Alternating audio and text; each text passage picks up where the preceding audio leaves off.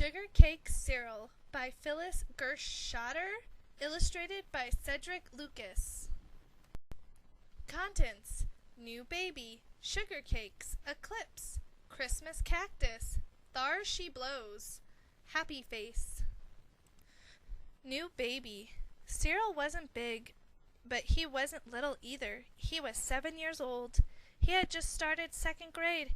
He was glad he wasn't in kindergarten anymore. The children in kindergarten really did look little.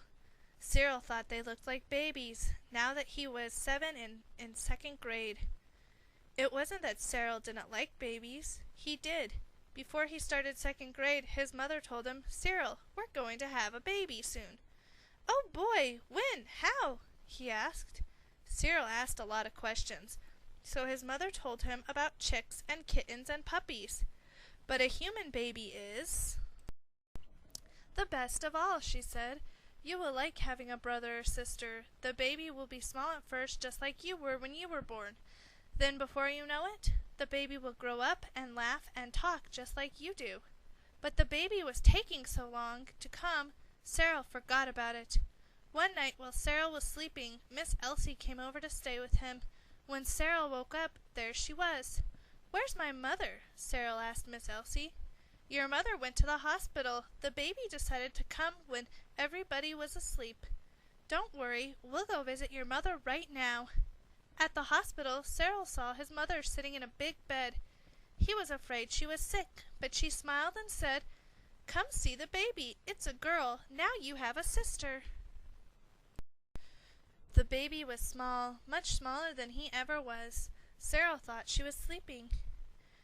"I know why she's sleeping. She kept everyone up all night," Cyril said. His parents laughed. So did Cyril. But the nurse said, "Shh, you'll wake the baby." The baby wasn't fun at all. She couldn't do anything. She just slept and cried. And ate and cried and slept. Mama was always busy taking care of the baby. "The baby eats a lot," Cyril said. "Yes, she does," said his mother. "You did too when you were a baby." "The baby sleeps a lot," Cyril said. "Yes, she does," Mother agreed. "You did too when you were a baby." "She cries a lot," Cyril said. "Yes, she does. You did too when you were a baby." Cyril made a grumpy face. "This baby can't do anything," he shouted. "Neither could you when you were a baby.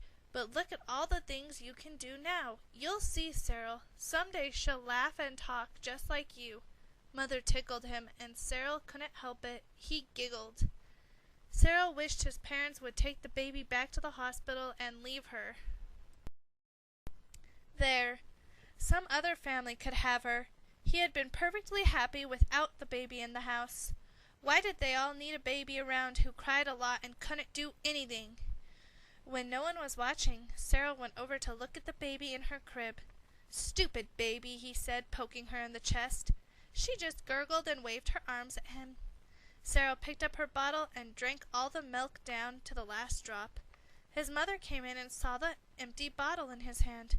"Cyril," she said, "if you're thirsty and you want a bottle, I'll give you one, but don't drink up the baby's." Cyril's mother filled the bottle with juice. Cyril lay down on the floor and sucked on his bottle. It took a long time to drink his juice that way, but at least it didn't spill, and he couldn't lay down on the floor and drink from a cup. If he did, the juice would be all over the place. "A bottle is very useful," he told his mother. "It doesn't spill when you drink juice lying down. I'll drink from a bottle from now on." "Okay, why not?" she said. So Cyril drank from a bottle, except when he was at school. The other children might not understand how useful a bottle was. They might laugh and sing, "Baby, baby, kindergarten baby, drinking from a baby bottle, go stick your head in gravy." Sugar Cakes. Since Cyril was the big brother, he was supposed to be the big helper, but it seems like he was always in the way. If he poured the milk, it spilled. If he shut the door, it slammed. And now when he handed his mother the baby powder, he dropped it and the top fell off, and the powder spilled out onto the floor. It puffed up into the air and made them all cough. "Go outside, Cyril," his mother snapped. "I thought I was your big helper." I don't need a helper right now, she said, coughing. She finished diapering the baby and tried to clean up the powder with a damp rag. Just go outside. Cyril sat on the porch. I hate that baby, he said. I hate Mommy. I'll show them. I'll never be a helper again. Miss Elsie passed by. She was carrying 2 big shopping bags. Good morning, Cyril, she said. Good morning, he answered grumpily. Miss Elsie stopped and put the bags down. Oh, these bags are heavy, she said. Cyril walked over to Miss Elsie and picked up a bag. The bag was heavy. He hoped he wouldn't drop it. He looked inside. Sugar. 4 bags of sugar. I'm making sugar cakes today, Miss Elsie said. I'm going to sell them in the market square for the food fair next week. Would you like to help me make sugar cakes? Would he? Yes. When they got to Miss Elsie's house, she took 2 big iron pots from her cupboard and put them on the stove. Which kind do you like best, white sugar cakes or brown ones? Miss Elsie asked Cyril. Both of them. Good thing. We'll make the brown ones and the white ones with coconut, of course. Cyril helped Miss Elsie measure the brown sugar and the water in one pot, the white sugar and the water in the other pot. Miss Elsie peeled the brown skin off a coconut meat with a sharp knife. Cyril grated it. They put half the grated coconut into one pot and half into the other. It's time to add the flavoring ginger root and orange peel, said Miss Elsie. Now the sugar has to cook, cook, cook. Just so, not too wet, not too dry. You stir it up, Cyril, so it doesn't burn to the bottom. Cyril stirred the sugar, and it didn't burn.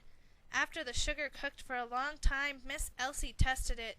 It was just right. She showed Cyril how to drop big spoonfuls into boiled sugar and coconut into a wet board. We have to wet the board, Miss Elsie said, so the cakes don't stick. The sugar cakes cooled and hardened on the wet board while Miss Elsie and Cyril cleaned up. Then Miss Elsie gave Cyril a glass of cold hibiscus tea to drink and a sugar cake to eat. You're a good helper, Miss Elsie told Cyril. Here's a plate of sugar cakes for you to take home. Cyril skipped home with his plate of sugar cakes. You didn't want me to be your helper, he told his mother, so I was Miss Elsie's helper. I helped her make sugar cakes for the food fair. His mother broke off a little piece of a sugar cake and tasted it. Delicious. I'm going to help Miss Elsie next weekend too, Cyril added. I'm going to sell sugar cakes at the market. Come, said Cyril's mother. I'll show you how to make a change. Once you know how to make change, you'll be the best helper Miss Elsie ever had. And she showed him how to make change for $1. When someone bought 1, 2, or 3 sugar cakes, it was easy, once he knew how. Cyril felt so smart, he treated himself to another sugar cake. Eclipse, do you think you could stay up late tonight? Cyril's father asked him when they were eating breakfast. Sure, Papa, Cyril said. I could stay up all night if you want. His mother laughed. Cyril's ready to stay up all night without even knowing what you have in store for him. Good thing, Father said, because I heard on the radio that tonight there will be a lunar eclipse. The moon will pass through Earth's shadow starting at about 10 o'clock.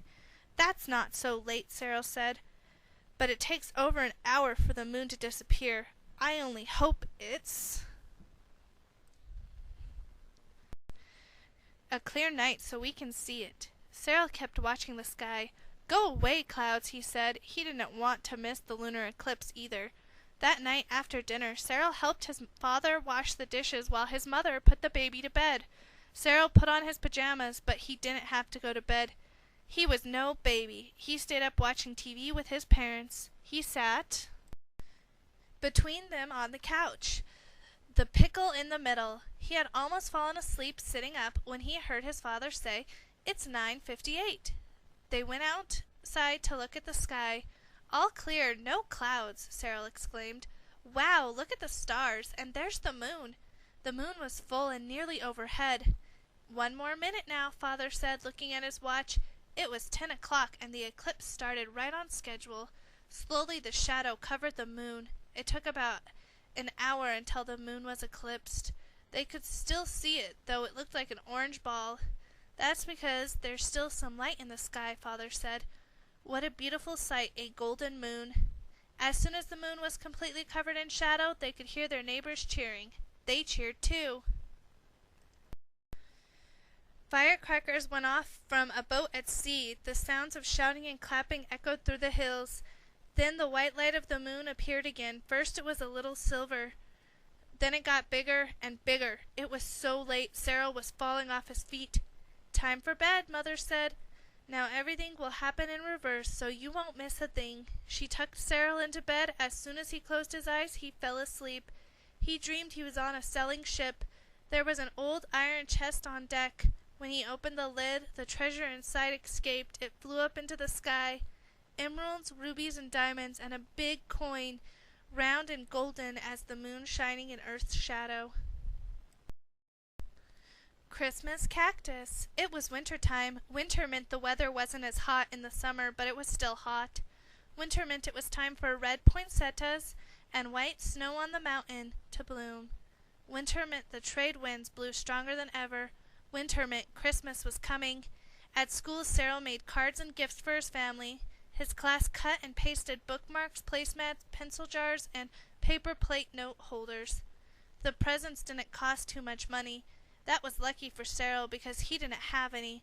His parents said he would have money in his pocket when he was old enough to find a job and get paid for it. But even without money, Cyril made nice presents for everybody. Now he needed a tree to put them under. There were no pine trees on his islands. Ships brought them in for Christmas from the mainland. The supermarkets sold them out front in the parking lot. Cyril loved the smell of pine trees from the north. They looked just like the trees in picture books, the way Christmas trees should. Cyril hoped his parents would buy a Christmas tree soon. "When are you going to buy a Christmas tree?" he asked his mother. "I don't know, Cyril," Mother said. "Those trees are too expensive. I don't think we have the money this year to buy one of those expensive trees." "Mama? No tree?" cried Cyril. He couldn't believe it. He thought it was probably the baby's fault, like everything else that was going wrong this year. "Cyril, take off that grumpy face," his mother said. "You're good at making things. Why don't you cut a tree out of paper? We'll hang it up and put all the presents underneath." Cyril was so disappointed he ran outside. He nearly ran into Miss Elsie.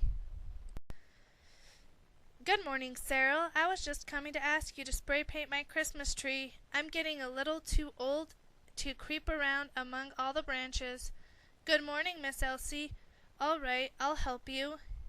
Even Miss Elsie has a Christmas tree, he thought, but he wondered why she wanted to spray paint it. Cyril liked his trees to look green. Miss Elsie's tree was attached to a stand made of 2 pieces of wood, just like a Christmas tree. But it was not a pine tree, it was a cactus tree. "Is that your Christmas tree?" Cyril asked. "Yes, that is what we used in the old days," Miss Elsie said. "When the century plant dies, you can cut the flower down. If you paint it and decorate it, it's a Christmas tree. Mama says we can't have a pine tree for Christmas," Cyril told her. "Maybe we can have a Christmas cactus instead." "They're free for the taking, said Miss Elsie. "All you have to do is find one." Cyril spray painted Miss Elsie's tree in the spots she couldn't reach. The tree looked shiny and new. "Thank you, Cyril, for doing such a good job. Here's $1 for you, and have a Merry Christmas." Now Cyril had money in his pocket. He had done a job and gotten paid for it. "Thank you, Miss Elsie. The tree does look pretty. I'm going to go look for a Christmas cactus, too." Cyril walked all around looking for a century plant with a flower tree on it. He wasn't having any luck. He told his father about Miss Elsie's cactus tree. "If we could find one, I'll buy the spray paint myself with the money I earned from the job," he said. Father was impressed. "Well, Cyril, working for pay already? Good thing. But finding a Christmas cactus might not be easy. It takes years for century plants to make flowers, 10 years at least. When they bloom, you know they're all covered with yellow flowers. The hummingbirds and the thrushes can't be kept away. The birds won't point the way to a dried-up cactus flower, though. We'll have to look very hard for one." The next day, Cyril's father borrowed the neighbor's truck. They took a ride to the country looking hard for a Christmas cactus. Cyril spotted one. It was sticking up at the side of the road, at least 20 feet tall, maybe 30 feet tall. Father chopped it down with his machete and loaded it onto the truck. "Let's look for another one," he said, "for our neighbors. It will be just like the old days." Cyril's sharp eye spotted another, and they returned with 2 trees. Cyril sprayed their tree green and gold. Then he helped his father paint the house with a fresh coat of blue paint for Christmas. Mother made sweetbread, spice cookies, and Johnny cake, and holiday drinks, guava berry wine for grown-ups, and fizzy mobby for everyone else. They decorated the tree with tinsel and glass balls. Cyril sang Christmas songs he had learned at school. Everybody had fun singing about jingle bells and snow on such hot, sunny day. They sang the Johnny cake song too. Mama baked the Johnny cake, Christmas coming, Christmas coming. And then they sang the guava berry song. Good morning, I wish you a Merry Christmas. Good morning, compliments to the season. Good morning, bring out the guava berry. Good morning, and I wish you all Merry Christmas.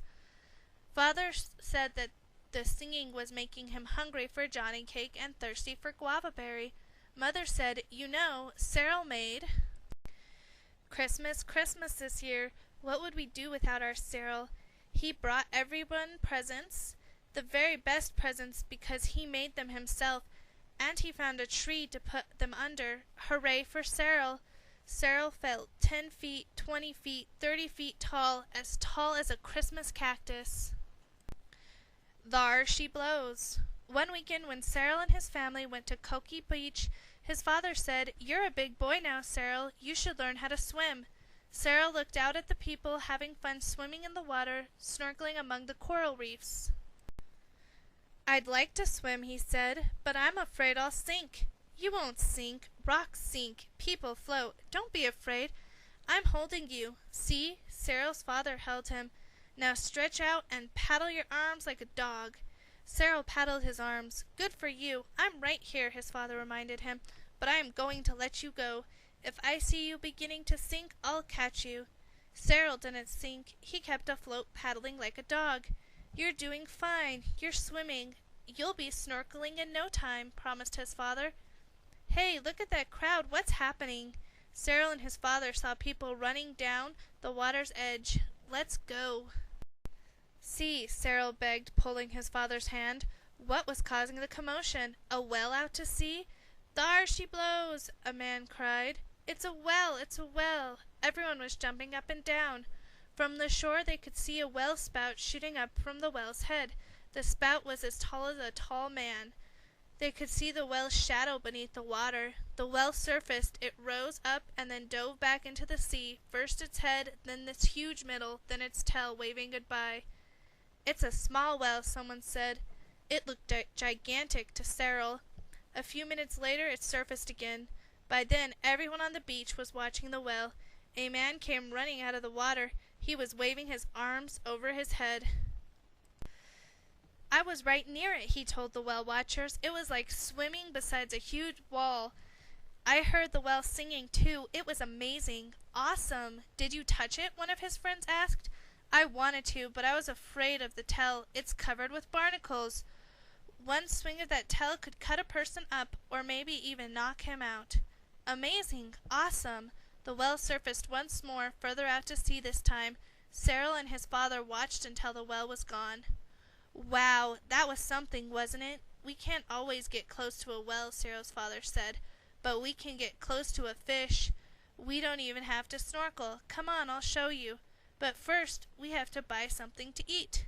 Father bought hot dogs at the food stand on the beach. "Save me a piece of roll," he said, "and follow me."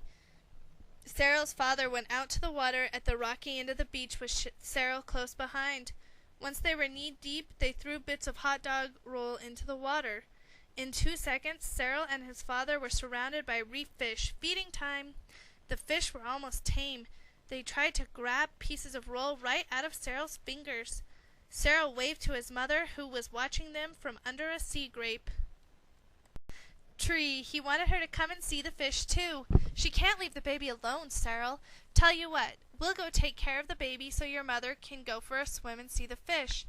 That baby isn't any fun, Cyril said. She can't do anything. Well, she needs some time to grow. You don't grow up overnight, you know. Even baby chicks and kittens and puppies need some time to grow. But chicks, kittens, and puppies are fun, said Cyril. I'm glad I'm not a baby. I wouldn't have seen a well or fed the fish or learned to swim. You're right, poor baby. She didn't have any fun today, and she can't ride like this yet either.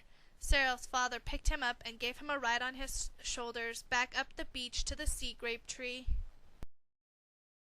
The baby was sound asleep in the shade. Babies miss all the fun, Cyril thought, and he kept his tired eyes wide open. He wasn't a baby, and he didn't want to miss a minute's worth of fun at Cokie Beach. Happy face. Cyril didn't make grumpy faces as often now. Sometimes, though, he just couldn't help himself, like when his mother and father sat on their bed with the baby and tried to make her smile and say Mama and Papa. One time Cyril told his parents, "What's the use of talking to her? It's a big waste of time. That baby can't do anything."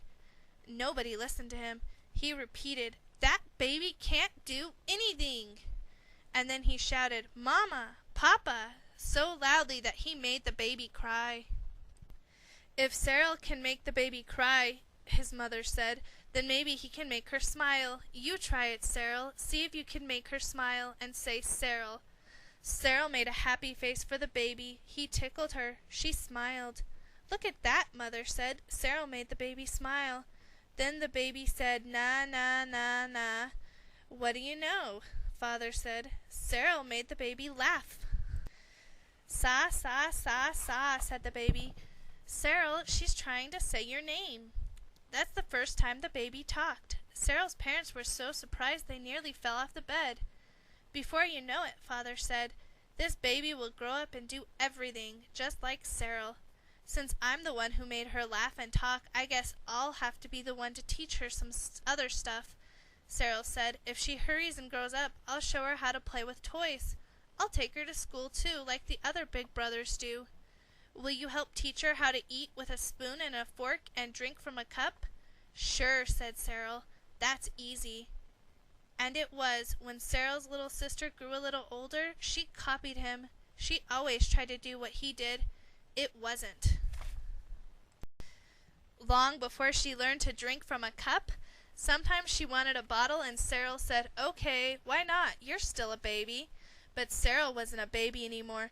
He had found a Christmas tree and seen a well and stayed up late for a lunar eclipse. Soon he'd be starting 3rd grade. He didn't have much time for making grumpy faces and lying around drinking from a baby bottle now. There was too much to do, and the bigger he got, the more there was to do, like buy a sugar cake from Miss Elsie, or better yet, make a batch himself.